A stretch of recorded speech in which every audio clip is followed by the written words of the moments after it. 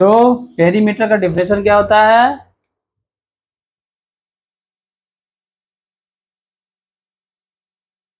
हम लोग 2D पढ़ेंगे अभी, इन 2D।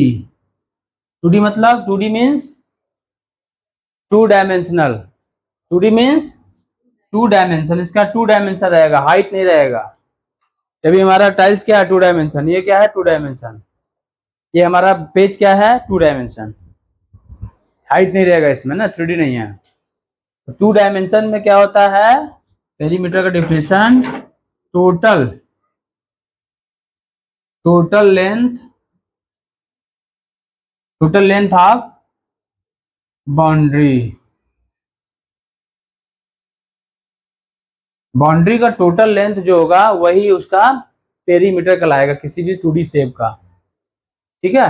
2D मतलब एक ठो विड्थ होगा, एक लेंथ होगा, लेंथ इंटू विड्थ, दो होगा, दो पैरामीटर होंगे।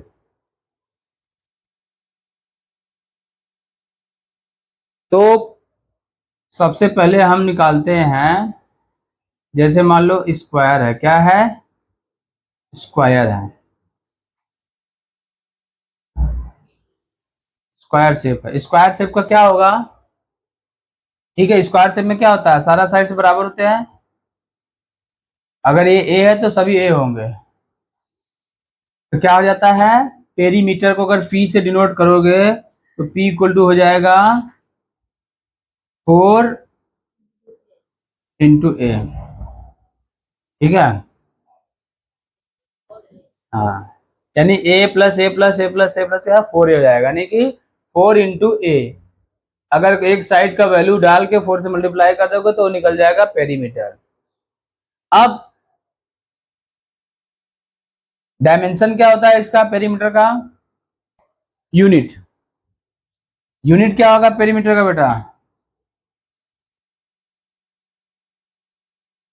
इसमें स्क्वायर तो हो नहीं रहा है डायमेंशन का, तो इसका यूनिट क्या होगा? mm में रहेगा तो mm या सेंटीमीटर, मीटर, किलोमीटर, जो भी दिया रहेगा ना।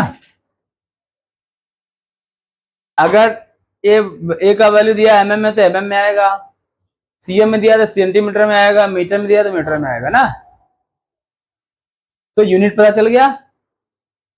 यूनिट पता चला हमें कि mm सेंटीमीटर, मीटर या फिर किलोमीटर। अब दूसरा आ जाओ, रेक्टेंगल का क्या होगा बेटा पेरीमीटर? रेक्टेंगल में क्या होता है? अपोजिट साइड्स इक्वल्स होते हैं, यानी ये इसके बराबर होगा इसके, ये बराबर उसका इस।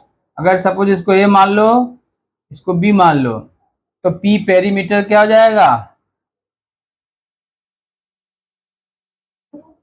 2 ब्रैकेट में ए प्लस, यानी कि इस लेंथ का डबल कर दो प्लस विड्थ का डबल कर दो, हो गया। यानी जब इसको ब्रैकेट खोलोगे तो 2a + 2b आएगा, और अगर 2 बाहर निकालोगे 2a + b, यानी कि a + b को जोड़ के 2 से मल्टीप्लाई कर दो, पेरीमीटर निकल जाएगा। ए और बी का वैल्यू जिसमें दिया रहेगा दोनों को सेम करना पड़ेगा डायमेंशन में, तब निकलेगा ना। दोनों अगर मान लो सपोज बी दिए मीटर में, सेंटीमीटर में, तो या तो मीटर में कन्वर्ट करोगे या तो सेंटीमीटर में, मीटर में। ठीक है? एक ही सेम डायमेंशन होना चाहिए, नहीं तो ये नहीं आएगा, यूनिट गड़बड़ाएगा। mm में दिया, mm में है, सेंटीमीटर में है, तो या तो mm में कर लो दोनों को, या तो सेंटीमीटर में। क्लियर? अब तीसरा आ जाओ बेटा,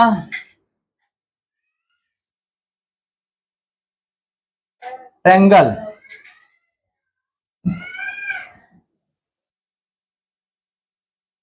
कोई ट्रायंगल दिया हुआ है, ये ट्रायंगल का क्या होगा? अभी नॉर्मल ट्रायंगल का अगर निकालना है तो क्या हो जाएगा? b = +c। अब अगर आइसोसेल्स है, आइसोसेल्स क्या होता है?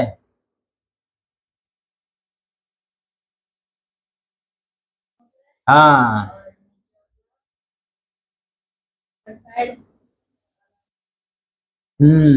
ये भी है, ये तो ये क्या हो जाएगा बी। तो पेरीमीटर इसका कैसे निकलेगा? 2a plus B. Isosceles, isosceles के बाद क्या है? इक्विलैटरल। नंबर 5 में आ जाओ।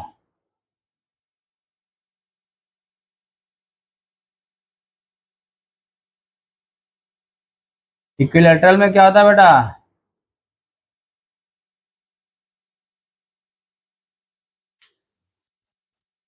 इक्विलैटरल क्या होता है? All side sir same.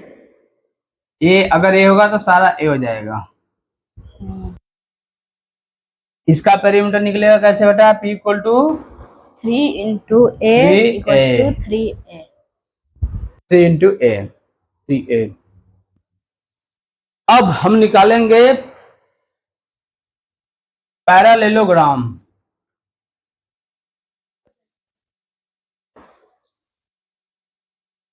Parallelogram को कैसे निकलेंगे? पैरेललोग्राम क्या होता है?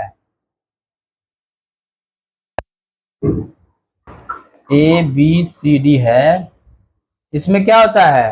अपोजिट साइड पैरेलल होते हैं। अपोजिट साइड क्या होते हैं? Parallel and equal, parallel and equal होते हैं। यानी B C equal to A D होगा एंड पैरेलल भी होगा,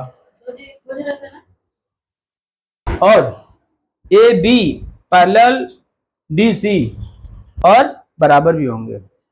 इसका पेरीमीटर कैसे निकालोगे बेटा?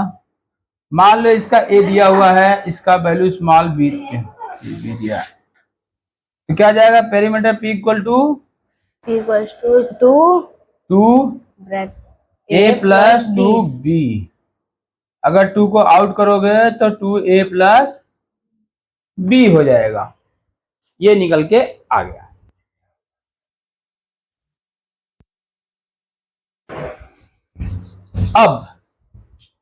अब हम निकालेंगे ट्रापेजियम का। किसका निकालेंगे? ट्रापेजियम। पापा स्केलियन बचा है। ट्रापेजियम, ट्रापेजियम बना लेते हैं बेटा। इसमें दो साइड क्या होता है? इसका पैरेलल होता है। दो साइड क्या होता है? पैरेलल। और इसका ए दिया, बी सी डी। तो ट्रापेजियम का क्या हो जाएगा बेटा? इसमें कोई फार्मूला नहीं लगेगा, क्योंकि ये कोई डिसिप्लिन में है। तो इसका ट्रापेजियम क्या होगा? P इक्वल टू सिंपल है, A plus B plus C plus D, sum of all sides. एक आखिरी बचा है, कौन सा? स्केलियन।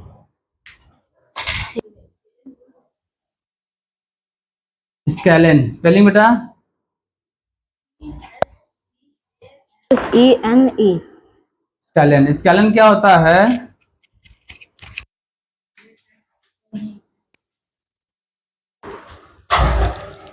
और sides are not equal. Scalene में क्या होता है? एक एंगल ग्रेटर देन 90 होता है, ठीक है? एक एंगल कितना होता है? Greater than 90। और ये कितना? इसको कौन सा एंगल बोलेंगे? एक्यूट। एक्यूट। और इसको क्या बोलेंगे? ऑब्टूस। ऑब्टूस। ऑब्टूस ग्रेटर देन 90 डिग्री, और एक्यूट एंगल कितना होता है?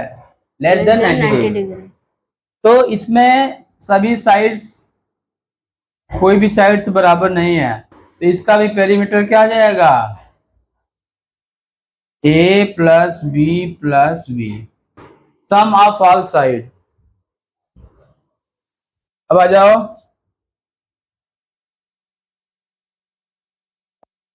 Regular polygon.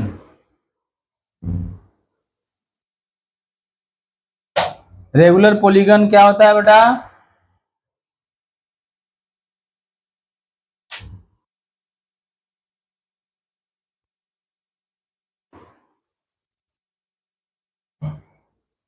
सारे साइड से रेगुलर पॉलीगन में क्या होता है, ऑल साइड सेम होता है बेटा।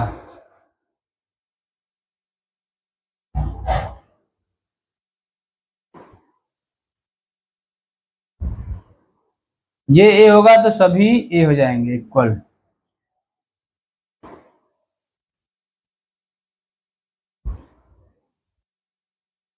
ठीक है, रेगुलर पॉलीगन में ऑल साइड्स इक्वल होते हैं बेटा। तो इसका जो हो कैसे हो जाएगा, पेरीमीटर अगर निकालोगे तो पी इक्वल टू कितना हो जाएगा, सम ऑफ ऑल साइड्स। तो कितना साइड इसमें होता है रेगुलर पॉलीगन में, 1 2 3 4 5 6 7 8। यहाँ पे 8 क्या है, ये रेगुलर पॉलीगन में नंबर ऑफ साइड कितना भी हो सकता है, 5 6 7 8 9 10, बट साइड्स ऑल इक्वल होंगे। तो इसका है n इंटू साइड। n आपका कुछ भी हो सकता है, यहाँ पे n क्या होगा, नंबर ऑफ साइड। यहाँ पे 8 है तो 8 लिखेंगे, 8a। 4 रहेगा तो 5 रहेगा, 5a 6। तो रेगुलर पॉलीगन। अब आ जाते हैं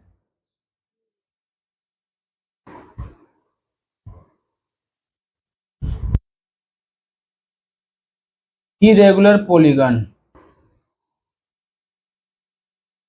इरेगुलर पॉलीगन में क्या होता है, साइड सेम नहीं रहते हैं। इसमें साइड्स क्या आते हैं, सेम नहीं रहता है।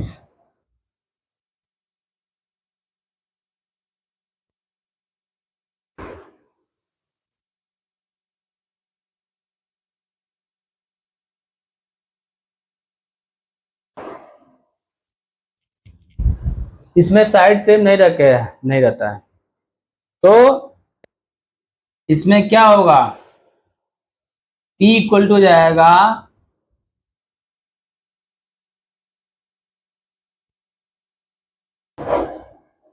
सम of all side, all sides. Sum कर लोगे, एडिशन कर लोगे सारे साइड्स का, तो वही पेरीमीटर हो जाएगा बेटा। और इसके बाद बचा हमारा डिफरेंस सर्कल। क्या बचा, सर्कल नंबर 11, सर्कल।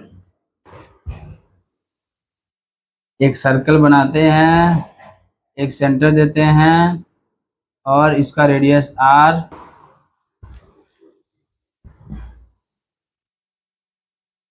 इसका डायमीटर d, सेंटर हो। तो अगर हम इसका पेरीमीटर निकालें तो पेरीमीटर इक्वल टू क्या होता है, सरकमफ्रेंस। Circumference of circle. अब सरकमफ्रेंस इसका क्या होगा, 2 पाई r, या फिर अगर 2r d इक्वल टू होता है, we know d equal to 2r, so pi d, 2 pi r या फिर पाई d होगा। यहाँ पे पाई का वैल्यू क्या है, कांस्टेंट है,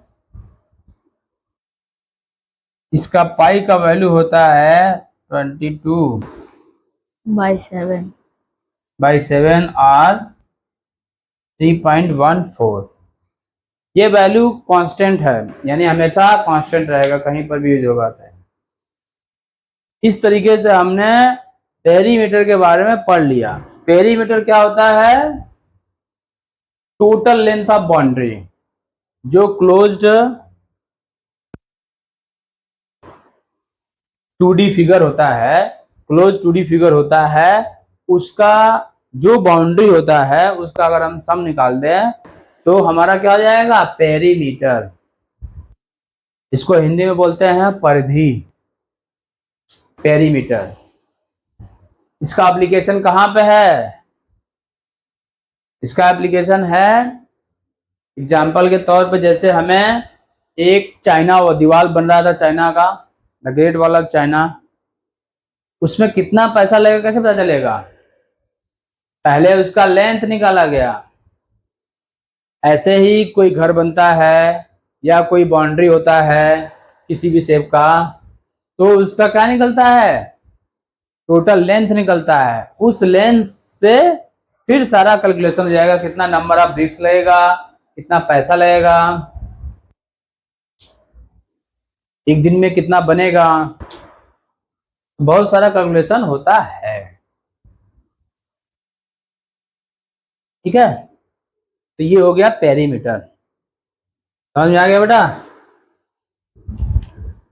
चलो सबका लिखो फॉर्मूला बेटा रजिस्टर में।